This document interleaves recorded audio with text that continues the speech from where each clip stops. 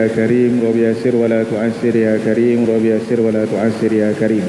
قال الله تعالى في القرآن العظيم سبحانك لا علم لنا إلا ما علمتنا إنك أنت العليم الحكيم ولا حول ولا قوة إلا بالله العلي العظيم.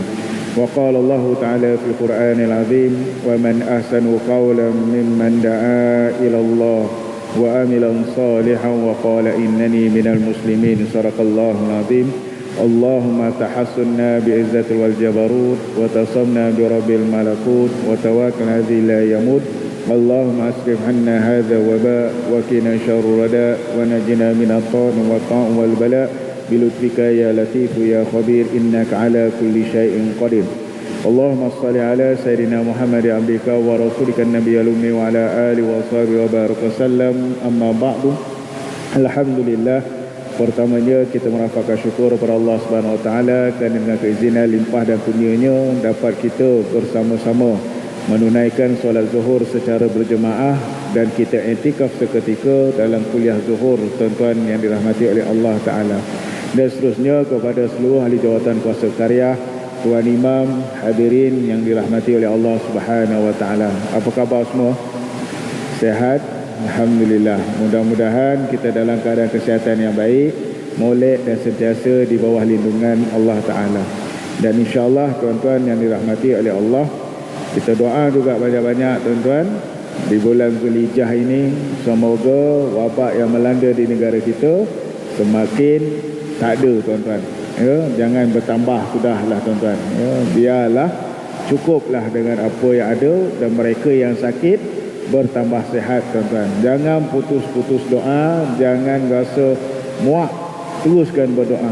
Sebab benda yang kita tidak nampak hanya mampu boleh berdoa kepada Allah Ta'ala sahaja tuan-tuan. Okey? Jadi tuan-tuan yang dirahmati, hari ini kita sambung kuliah zuhur kita yang menggunakan kitab Penawar Hati. Dan hari ini masuk bab yang baru, iaitu ujub. U-J-U-B, ujub tuan-tuan. Ya, rasa dalam diri kita ni ada tak sifat ujub tuan-tuan? Bila kita sebut dengki, ujub, khianat, fitnah, yang negatif, kita akan rasa bahawa tidak ada pada kita. Betul yang negatif kita rasa tak ada pada kita. Yang kita ada baik, molek, hormat, lepas tu apa, kasih sayang. Itu yang ada kat kita. Kerana apa? Sebab kita tahu perkataan itu adalah perkataan yang negatif, maka kita rasa kita tak ada tuan-tuan. Tapi kalau kita belajar kita Penawar Hati, contoh orang ni, cuba kita semak. Rasa ada tak kat kita tuan-tuan? Ya. Saya sebut kita ni makna apa? Kita yang kat dalam ni lah, termasuk diri saya sendiri juga tuan-tuan. Saya tak cakap kamu, saya tak cakap anda, tak cakap awak. Kenapa? Tak silap kat kita pun ada tuan-tuan. Kat saya pun ada yang kita kena berhati-hati tuan-tuan. Okey? So perkongsian ini berkaitan dengan ujub. Ketahuilah bahawa ujub, makna yang paling mudah, kagum diri. Kagum diri tuan-tuan. So kagum diri ni secara yang tidak langsung macam mana keadaan kita tuan-tuan? Sekarang ni kan, ya, kita katakan anak kita dapat belajar masuk universiti kan, kita pun syok ya. Anak dan masuk universiti ke tak? Semalam lapor diri. Anak kau ada? Itu yang masalah tu kan. Itu yang masalah. Anak kau ada? Itu masalah tuan-tuan. Tapi kalau dia sebut semalam anak dia masuk lapor diri kat universiti, tolong doakan itu belum sampai kagum diri tuan-tuan. Kenapa? Sebab dia memang nak doa daripada orang. Tapi yang dia kagum dirinya, subuh tadi dah jumpa dah. Semalam anak saya lapor diri kat universiti, tolong doakan dia. Zuhur ni dia beritahu lagi, semalam anak saya masuk universiti, tolong doa ya. Asal kan dia jumpa lagi, semalam anak saya masuk universiti. Orang yang sama dia sebut. Apa tanda itu makna kagum diri tuan-tuan. Sebab apa? Orang yang sama dia jumpa Haji Malik je. Tu dia ulang-ulang Montang-montang lah Haji Malik, anak dia seorang pun tak masuk universiti. Tu barulah dikira sebagai kagum diri tuan-tuan. Okey? Jelas beliau. Itu membilang besar bagi dirinya atau mana-mana kelakuannya seperti ilmunya. Orang yang selalu berlaku ujung ni ilmunya tuan-tuan. Contoh apa kata? Contoh tuan-tuan Contoh saya ambil contoh diri saya. Saya ada degree, saya ada master. Tuan-tuan, hukum ni macam ni. Tuan-tuan pula rod. Apa ni ustaz? Dia salah ni. Sekarang ni siapa yang ada degree, siapa yang ada master? Tuan kok, saya. Itu di antara juga yang ujuk pada ilmunya tuan-tuan. Orang yang molek dia kata apa? Saya pun terang kita bab ni kelulusan. Lepas tu Haji kata, ustaz, nak tanyalah, rasa masa saya tua, muda-muda dulu, kocik-kocik dulu, bapak saya puasan macam ni. Ustaz ngaji saya puasan macam ni. Macam mana tu ustaz? Kalau dia jawab macam ni Haji, dia punya penjelasan macam ni. Itu bukan orang yang ujub. Kenapa? Menghormati juga perkongsian orang lama tuan-tuan. Okey? Itu yang kita kata pertama tadi, kelakuannya yang bangga diri di atas ilmunya. Mentang-mentang dia seorang yang cerodik, habis semua orang punya pandangan dia tak terima. Ni yang bahaya juga tuan-tuan. Okey? Kelakuan diri ilmunya. Kemudian ujub yang kedua, ibadatnya. Ibadatnya. Kau tahu tak, aku jadi macam ni sebab aku semayang malam. Setiap malam tak pernah tinggal. Kau tahu tak? Tak pernah tinggal sembayang malam sekurang-kurangnya 10 rakaat. Ni ibadat dia. Cerita orang 10 rakaat, kau tak buat, kau langsung tak buat. Tengok Dan, lepas tu Dan jadi macam ni. Parak tuan-tuan. Ini yang jadi masalah. Dia kalau orang yang betul-betul tuan-tuan, contoh, saya kerja kat pejabat, ada tetamu datang, saya pun dah siap ambil uduk. Ni kena berhati-hati ni, kena berhati-hati. Saya dah siap ambil uduk nak semayang duha contohnya. Orang datang, klien datang, saya dah siap uduk nak semayang duha. Mana yang perlu utama nak buat? Semayang duha tadi ke ataupun sambut tetamu tadi tuan-tuan? Mana yang nak paling elok Sambut tetamu. Kita dah selesai ambil wuduk, ada orang kata, ustaz, ada orang nak tanya apa? Panggil dia dulu, sambut tetamu tuan-tuan. Bukannya beritahu suruh tunggu jap, saya nak semayang duha dulu. Di situ dah mula dah timbulkan hati kita kagum diri kita tuan-tuan. Okey? Itu yang kita kena berjaga-jaga. Contoh lagi, kita dah tahu dah jemputan kawan datang kenduri hari Khamis contohnya. Kita dah biasa puasa hari Senin, Khamis. Tapi kawan dah jemput 2 minggu lepas. Bang, nanti datang tengah hari Khamis, saya buat kenduri. Dia dah biasa dengan puasa sunat. Sepatutnya dia kena buka ke kena pergi jamu makan tuan-tuan. Jamu makan. Tu dia punya, kita kena faham tuan-tuan. Mana yang lebih utama tuan-tuan. Tapi yang disebut di sini supaya apa? Supaya nanti kita tak nak berlaku apa? Kita datang rumah penduduk tu, bang makan. Tak apa tu, saya puasa hari ni. Ni yang kita risau ni kan. Timbul benda-benda yang banggakan diri tuan-tuan. Paling mudah ya kita ayat kampung kita apa, bangga diri lah kan. Yang paling lagi mudah bongkak. Tu ya tuan-tuan. Ujub ni.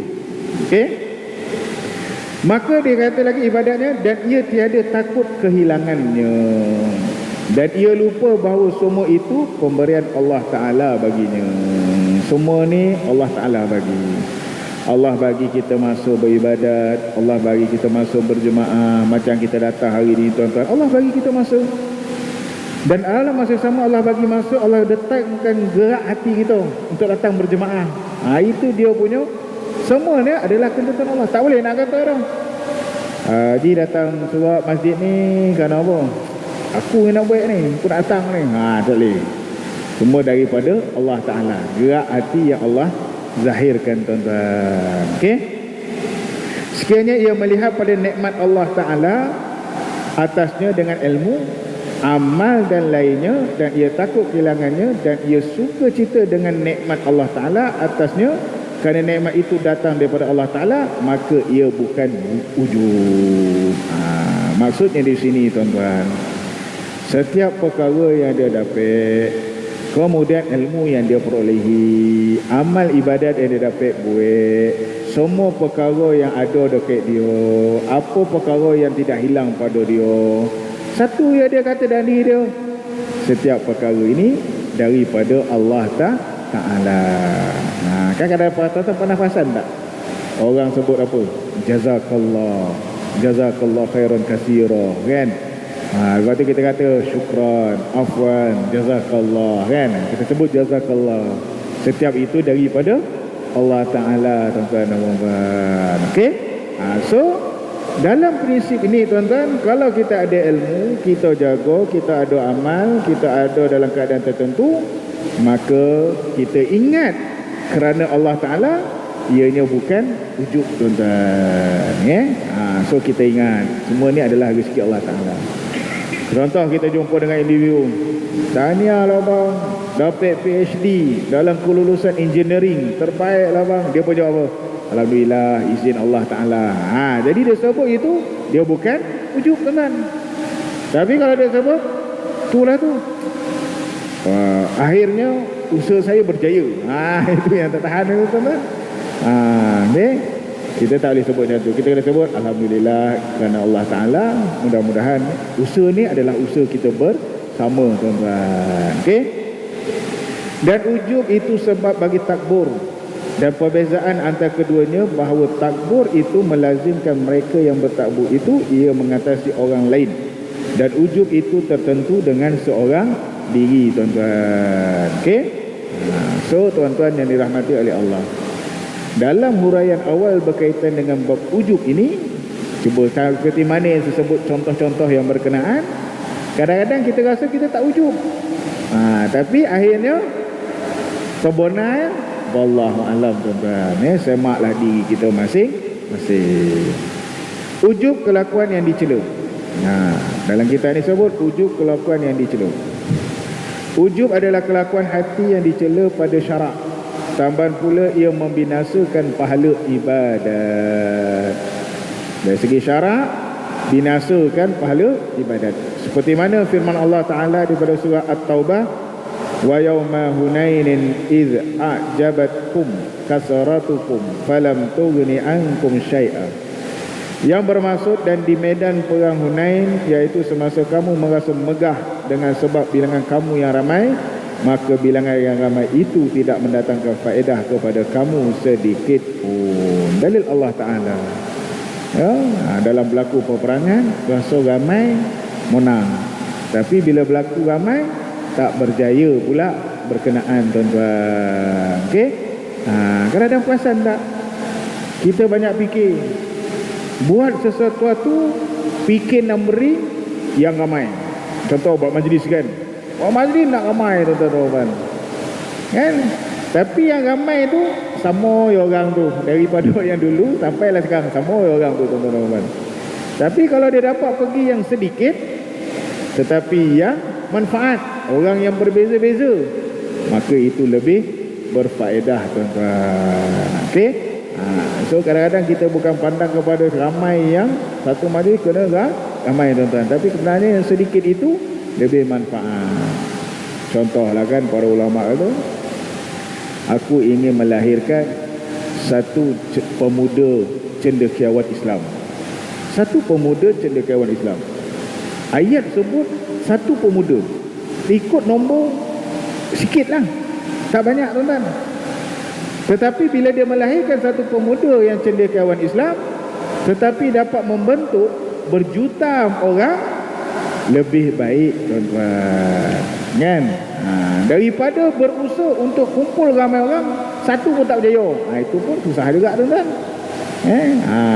Okay. So dulu kita pernah dengar kan, awal-awal dulu, masa kita zaman saya kecil-kecil, kerajaan buat macam mana tuan-tuan? Dia buat satu keluarga, satu universiti. Perasan tak lu? Satu keluarga, satu universiti. Lepas tu makin lama makin kembang. Dah satu keluarga dah tak ada satu universiti dah. Dah ramai anak-anak dia ya, universiti tuan-tuan dan puan-puan.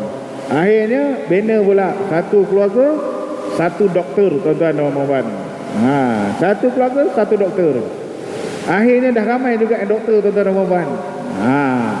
Jadi apa? Benda tu makin lama meningkat dengan keadaan yang tersebut tuan-tuan. Okey. Yang ni ia tidak menolak daripada kamu sesuatu, daripada pekerjaan seteru kamu, dan rasa sempitnya kamu pada bumi yang luas. Kemudian kamu lagi membelakangi seteru. Seperti mana hadis Nabi SAW, salasun muhlikatun syuhun muta'un wa hawan muttaba'un wa ijabul mar'i bin nafsi. Hadis Nabi SAW bersebut, 3 perkara yang membinasakan orang yang mengerjakannya. Pertama, kikir yang diikuti. Kedua, keinginan nafsu yang dituruti. Ketiga, mengagumi seseorang akan dirinya. Kikir ni kerekutlah, seperti mana yang pernah kita kongsikan dalam tajuk yang sebelum ini. Keinginan nafsu, ikut kepada nafsu tuan-tuan. Yang ni di antara benda yang binasa. Dan yang ketiga, mengagumi seseorang akan dirinya. Maknanya seseorang kagum dirinya sendiri tuan-tuan. Okey. Jadi tuan-tuan yang dirahmati oleh Allah Subhanahu wa taala, kita sama-sama berhati-hati, berjaga-jaga, semoga jangan tergolong orang yang mengagumi diri sendiri. Seperti mana Ibnu Mas'ud pun ada sebut, radhiyallahu anhu, dia ada sebut al-halaku fisnain, al-kunuti wal-ujbi. Al-kunuti wal-ujbi. Maksudnya binasa itu ada 2 kelakuan. Ada 2 kelakuan yang binasa. Al-halaku fil isnain. Pertama, al-kunuti, putus asa daripada rahmat Allah Ta'ala. Ya, orang yang putus asa tuan-tuan. Okay. Yang kedua, mengagumi seseorang akan dirinya, wal ujbi. Maknanya tadi tuan-tuan, daripada Allah, dalil Allah Ta'ala, surah At-Taubah cerita tentang keadaan perang Hunain, yang mana rasa orang dia ramai tetapi tidak memberi manfaat. Dan kemudian hadis Nabi SAW menyatakan dalam keadaan 3 perkara yang membinasakan. Satunya bakhil, keduanya ikut nafsu, yang ketiganya bangga diri. Maka Ibnu Mas'ud pula ulama menyatakan juga al-halaku minal isnain. Maknanya kebinasaan juga ada 2. Satunya al-kunuti dan keduanya wal-ujbi. Al-kunuti ni maksudnya apa? Iaitu putus asa daripada rahmat Allah Ta'ala. Dan yang ujbi ni mengagum diri sendiri tuan-tuan. Justeru sama-sama kita prihatin dan jaga diri kita masing-masing tuan-tuan. Semoga jangan kita terjebak dalam 2 perkara ini, al-kunuti wal-ujbi tuan-tuan yang rahmati oleh Allah Ta'ala. Okey. Dan dalam perkongsian ini juga Ibnu Mas'ud radhiyallahu anhu menghimpunkan 2 kelakuan ini kerana bahawasanya orang yang putus asa tiada menuntut akan kebajikan kerana ia tiada mengharapkannya, dan orang yang ujub itu tiada menuntutnya kerana pada sangkaannya ia telah mendapatnya tuan-tuan. Dan ditanya Siti Aisyah radhiyallahu anha dalam kitab ini sebut, bilakah masanya seseorang itu mengerjakan kejahatan? Maka ia menjawab, apabila ia menyangka dirinya berbuat kebajikan tuan-tuan. Ya? Bila ditanya pada Sayyidatina Aisyah, bilakah manusia itu melakukan kejahatan? Apabila dia menyangka dirinya membuat kebajikan tuan-tuan.